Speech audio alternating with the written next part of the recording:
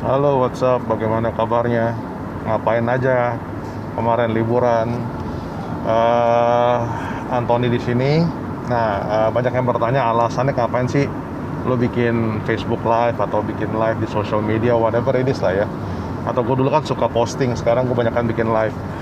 Karena buat gue lebih gampang untuk ngomong, karena lebih gampang untuk ngomong dan waktunya enak pas gitu kalau di mobil.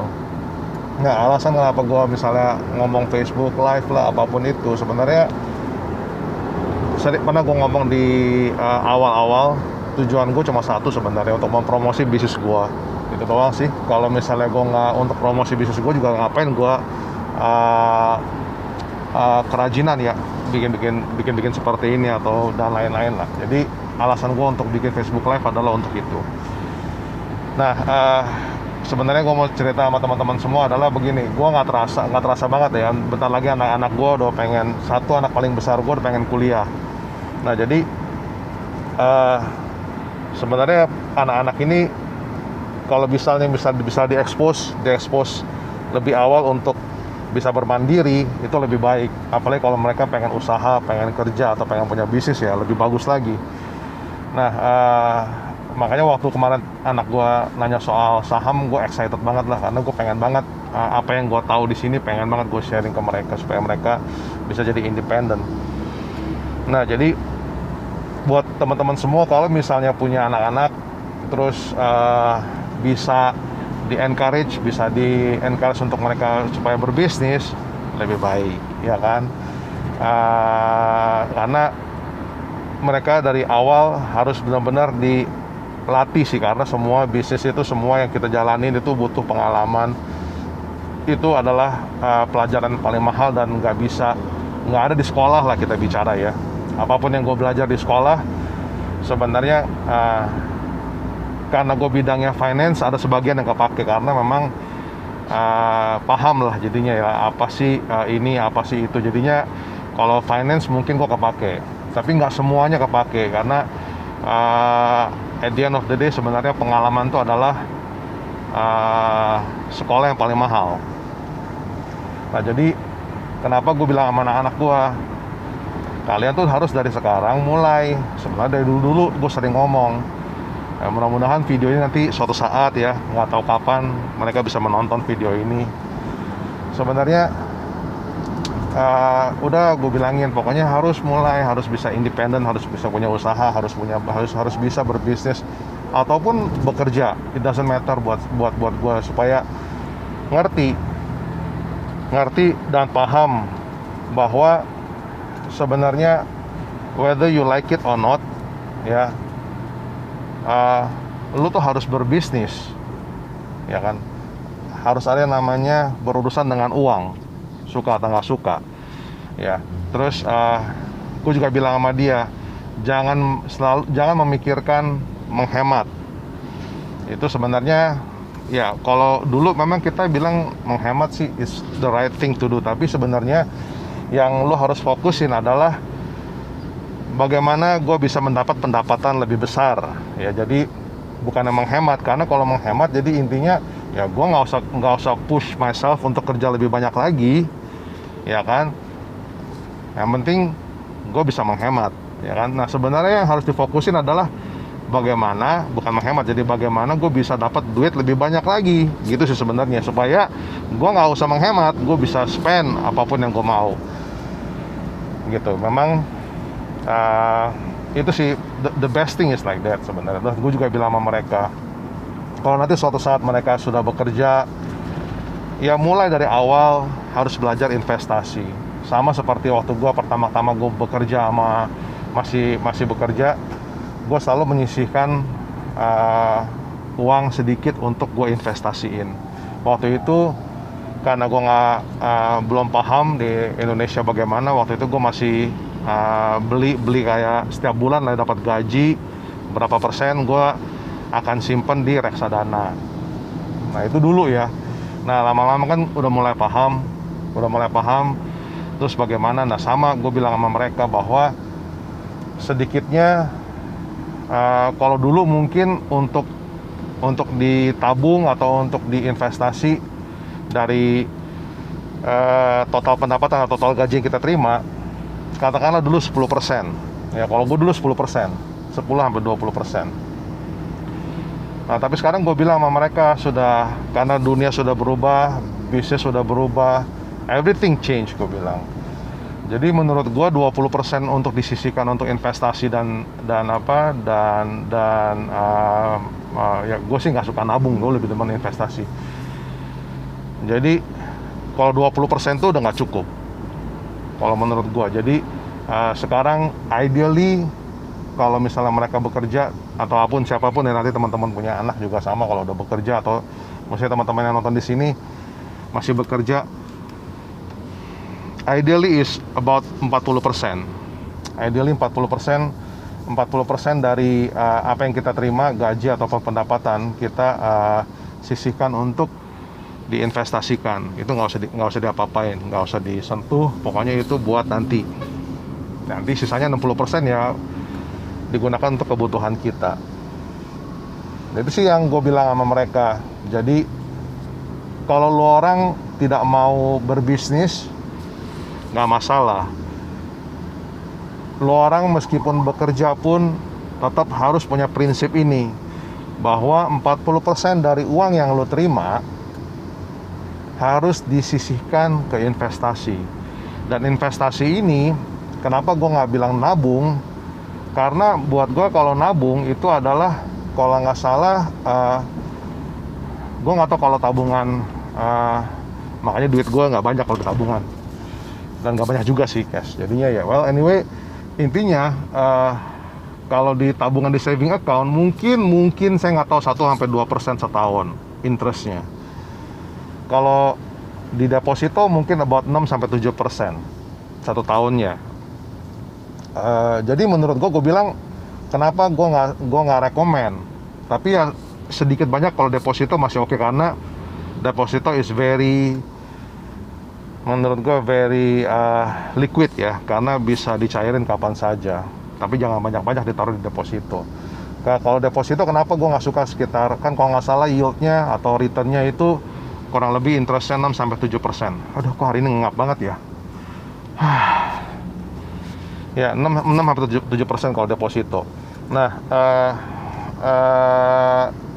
sedangkan gue cerita bahwa Indonesia ini kurang lebih inflasinya setiap tahun 6-7%. Jadi pemahamannya, kalau inflasinya setahun 6-7%, terus lu deposito 6-7%, your future value,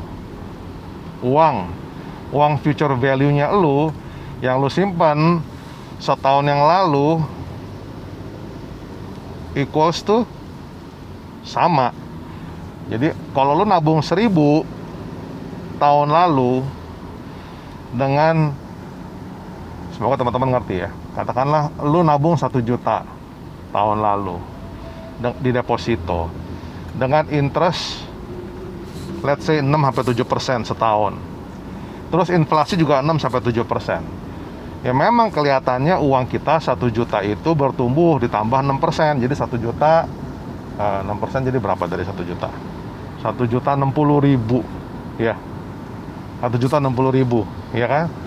1.060.000. Kelihatannya memang uang kita dari 1 juta menjadi 1.060.000. Tetapi karena inflasinya naik 6%, value yang 1 jutanya yang kemarin yang kita simpan hari ini udah menjadi 1.060.000. Jadi sama aja, bohong. Jadi makanya gue bilang, bukannya nggak boleh deposito. Deposito mungkin sama kayak treasury bills, yang dimana dia safe, aman ya, terus dia juga gampang liquidnya, gampang cairnya. Tapi jangan taruh semuanya di sana. Kalau bisa memang diinvestasi, ya investasi. Dan gue bilang sama mereka, mungkin pada saat lu pertama kali bekerja, pertama kali lo mulai, kan investasi kan banyak instrumennya ya. Ada properti lah, ada saham dan lain-lain, ada emas, atau kita sebut logam mulia ya. Jadi gue bilang ya, memang kalau untuk awal kita nggak bisa investasi di properti, karena memang uang yang lu harus keluarin terlalu besar. Jadi lu harus belajar investasi yang kurang lebih yang bisa yang semampunya lu. Kalau menurut gua memang adalah saham, ya kan? Nah, yang gue bilang gue ngomong di sini saham adalah investasi, bukan trading ya. Jadi teman-teman harus paham dulu nih ya. Jadi yang gue ngomong, gue cerita hari ini bukan trading saham, tetapi investasi saham. Investasi artinya gue beli, gue taruh, kayak seperti gue nabung, kayak sama gue di deposito. Kalau trading itu namanya gue taruh, terus gue main, gue jual dan gue beli, gue jual dan gue beli. Kalau investasi bukannya bilang gue beli terus gue nggak jual-jual, enggak. Gue beli, gue simpen, ya nanti let's say about, kalau gue punya target, sama lah semua orang pasti ada kan. Pada saat gue investasi juga gue ada target berapa tahun gue simpen di saham tersebut. Biasanya kalau gue kurang lebih 5-10 tahun, maybe more. Jadi seperti itu. Jadi gue melihat kalau gue investasi di saham itu sama seperti gue investasi di properti. Gue ngomongnya kebanyakan kayaknya, jadi pusing kali.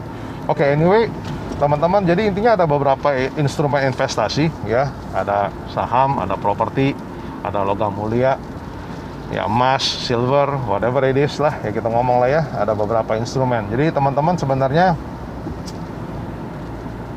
apapun itu ya yang teman-teman pilih ya, kan ada juga obligasi kalau nggak salah ya, T-bills ya, SUN lah ya, surat utang negara. Nah jadi teman-teman pilih yang mana kalau teman-teman mau investasi, atau teman-teman mau investasi di bisnis, itu juga nggak masalah. Nah intinya yang nomor satu yang harus dilakukan adalah kita jangan berinvestasi dulu kalau belum ada kendaraan yang menghasilkan buat kalian uang. Kendaraan itu bisa jadi adalah bisnisnya kalian sendiri, atau kalian bekerja dapat gaji. Ya, jadi kalau belum ada dua ini, jangan dipikirin untuk investasi. Oke? Gue ngomongnya kayaknya nggak jelas kemana. Tapi anyway, terima kasih teman-teman, udah cukup panjang live-nya hari ini. Jadi buat teman-teman, oh ya, gue belum promosi ya. Seperti sesuai yang gue bilang, tujuan gue kenapa gue live adalah gue bikin buat gue sebenarnya adalah gue buat promosi. Malam ini gue ada talk show yang kebetulan gue akan interview ipar gue sendiri. Ya, kita sama-sama ada di bisnis. Ya, bisnis, nanti teman-teman nonton aja deh. Ya, bisnis yang sama lah ya. Dia menjadi partner bisnis gue, nggak gue sangka. Kalau teman-teman pengen hadir, bisa tulis di kolom chat ya, mau ikutan, atau ya mau ikutan, kalau malu-malu tulis di kolom chat, bisa aja inbox ke saya ya, atau inbox ke gua. Nanti gua akan kasih tahu gua talkshow-nya ngapain. Talkshow-nya sebenarnya gua pengen tahu selama ini dia jalanin bisnis ini bareng-bareng sama gue, rasanya bagaimana gitu loh. Sebenarnya itu sih penasaran ya, kan pengen tahu.